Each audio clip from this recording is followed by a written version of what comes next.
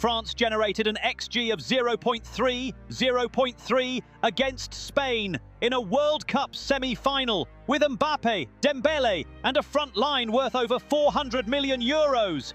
Meanwhile, Spain put up 1.63 expected goals and 1-2-0 in a match that statistically wasn't even close. This wasn't just a defeat for France. This was a tactical masterclass that exposed every single flaw in Deschamps' system, and the numbers tell a story that's even more damaging than the scoreline suggests. On paper, this looked evenly matched. France in their classic 4-2-3-1, Spain mirroring them with the same shape, both teams sitting at 49 and 51% possession, respectively, over the tournament. But here's where it gets interesting.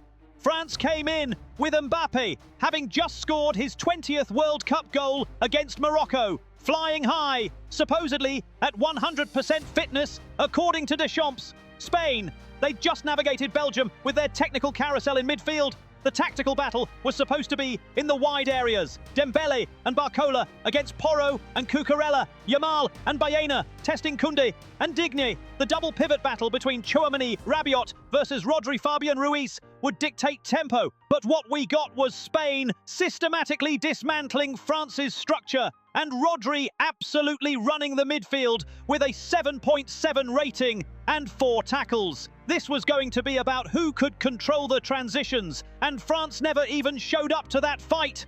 The first half told you everything you needed to know, and it started with Rabiot's yellow card in the 9th minute.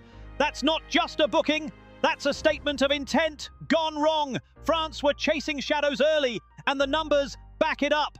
By the time Oyarzabal stepped up for that 22 end-minute penalty, Spain had already established complete control of the half spaces. Look at the passing stats. Spain completed 428 accurate passes at 86% accuracy. France managed 396 at 84%. Sounds close, right? Wrong? It's about where those passes were happening. Rodri was dictating everything from deep, Fabian Ruiz with 2 key passes before he even came off. And here's the kicker.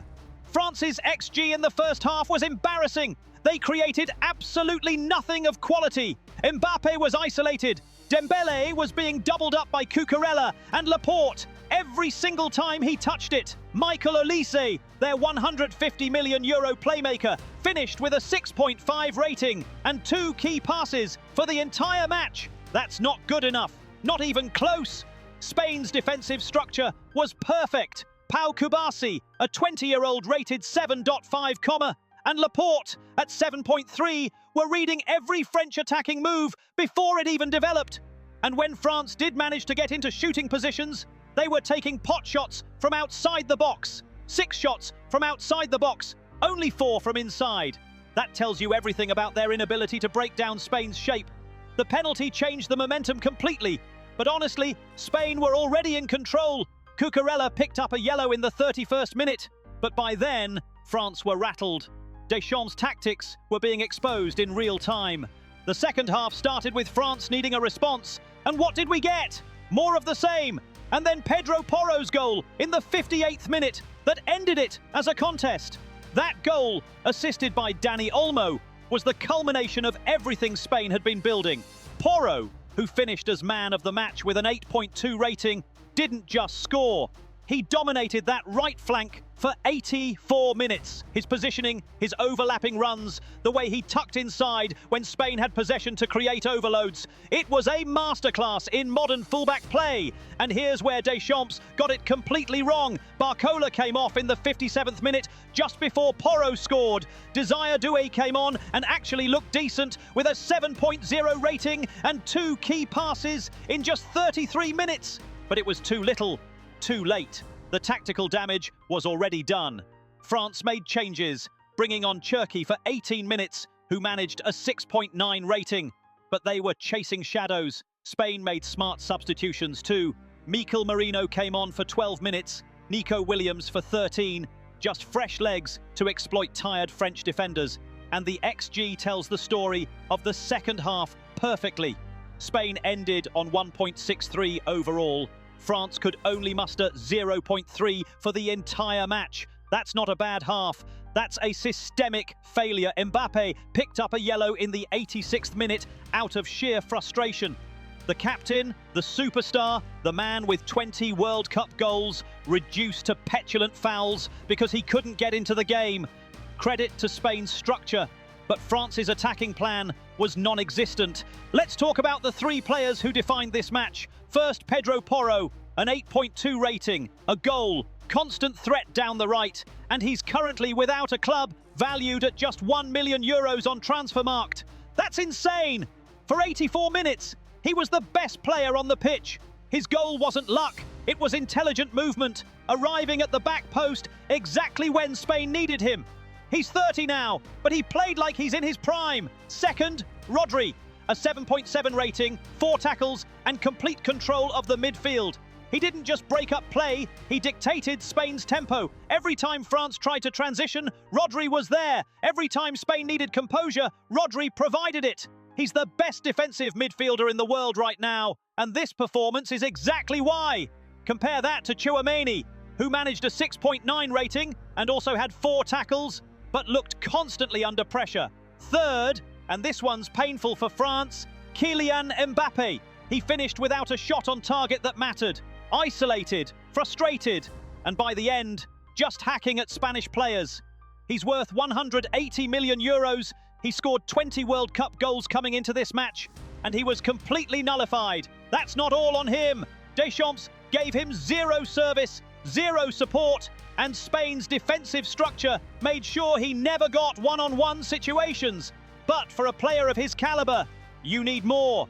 You need him to drop deep, to create something from nothing, and he didn't. Here's the verdict. This wasn't a close match that Spain edged. This was a comprehensive tactical victory that the 2-0 scoreline actually undersells. An XG of 1.63 to 0.3 is domination. France had more corners, 7-1, and that tells you they were camped outside Spain's box, taking hopeful shots and crosses. They had 4 offsides because they were constantly trying to break lines without any coherent build-up play.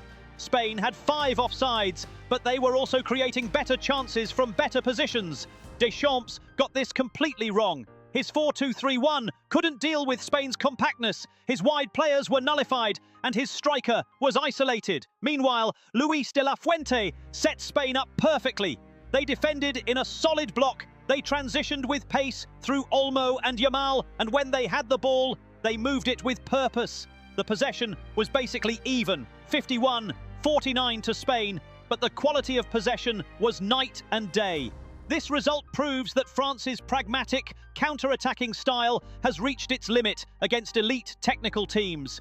You can't generate 0.3 XG and expect to win World Cup semi-finals. Spain are in the final because they were better in every single tactical department. Better structure, better transitions, better finishing, better game management. France are out because Deschamps couldn't solve the puzzle, and his star-studded attack created absolutely nothing. Here's my hot take, and I'll back it up with numbers. Kylian Mbappé is not the player to build your entire system around in a tournament like this. Hear me out. He had 20 World Cup goals coming in. He's one of the best players on the planet.